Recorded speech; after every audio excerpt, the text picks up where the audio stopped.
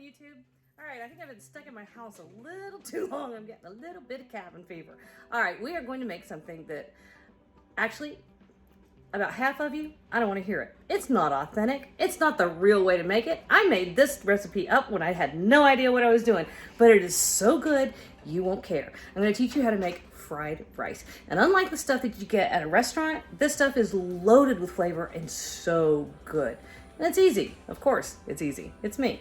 All right, let's cook, y'all. We got a family to feed.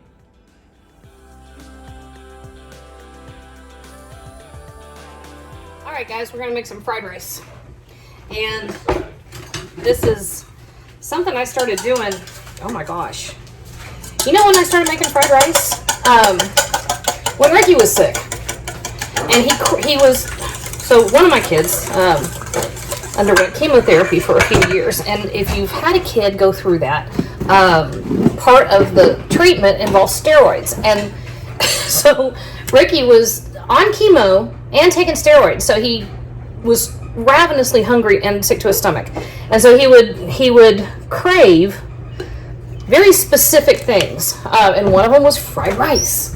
But he couldn't go out because he had no immune system. So I had to figure out how to make some of this stuff. And so I put a tablespoon of oil over here and I'm putting that over medium heat. You want it kind of hot. So we're doing the egg part. I have 2 eggs that I'm just whisking up. Anyway, my fried rice is not exactly like everybody else's fried rice. I have a lot more strong flavors, you know, and mine's not as dry. A lot of times you go to the restaurants and your fried rice will be really dry. Mine is not. So there we go. All right, so I have a couple of cups of rice here. And honestly, if you use cold leftover rice, it works better. I can't seem to keep leftover anything right now. So my rice was gone. All right, and we got medium-high heat. Yeah, I'm hungry.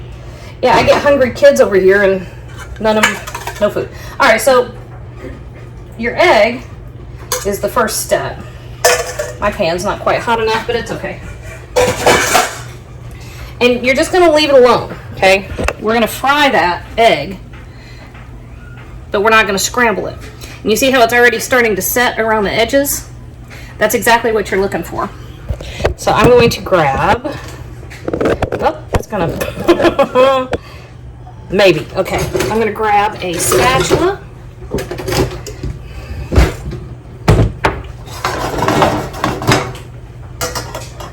Not quite ready. Okay, I'm gonna give that a minute to set. I'm gonna flip it and I'll show you what it looks like. Okay, I have a cluster of children that have begun to gather and everybody wants fried rice. All right, so you're gonna cook the egg until it puffs a little bit, flip it over, and then just set it aside, okay?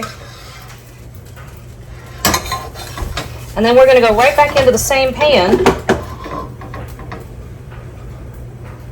with a little more olive oil. Another tablespoon or so. And we're gonna let that heat.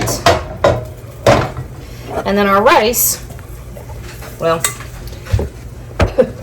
there we go. Right on top.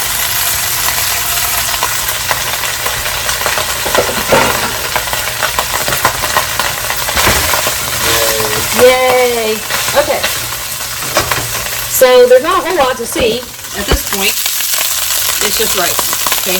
We're going to add a couple things to it. Actually, we're going to add several things to it. Garlic. About 2 cloves of garlic minced up.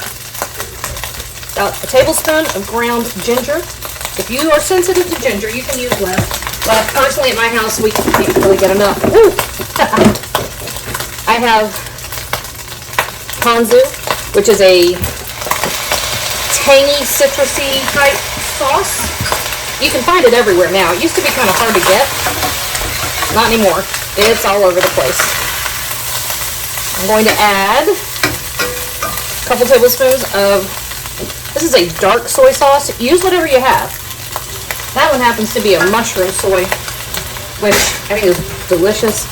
It's rich and intensely flavored. And then we're going to add about a tablespoon of chili garlic paste. You can add as much or as little of that as you want. And then everything gets a good stir.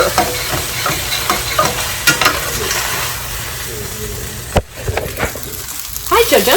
Good morning. So, we have been making this for years. And my kids like it for breakfast, which, fine with me. Alright, and then our egg is going to go right back on top. And you're just going to chop the egg up into the fried rice. Now, if you want to, sometimes I will throw in a handful of mixed vegetables if you have some in the freezer, or if you have some leftover whatever. Ricky likes to throw leftover chicken or sliced pork. Canvas for whatever you want. It is a canvas. That's exactly right, Boone. You put Sour Patch Kids in there if you want. I would not, but sure. Sure, why not? Alright, so, I like to throw in a handful of frozen peas. Alright, so this is pretty much done. That's how it takes no time. This, sesame oil, just a little toasted sesame oil right on top. And then, the last thing, handful of green onion. And that is all there is to that. Okay? It takes, I don't know, what would we have? A total of maybe 7 minutes. And, bless you.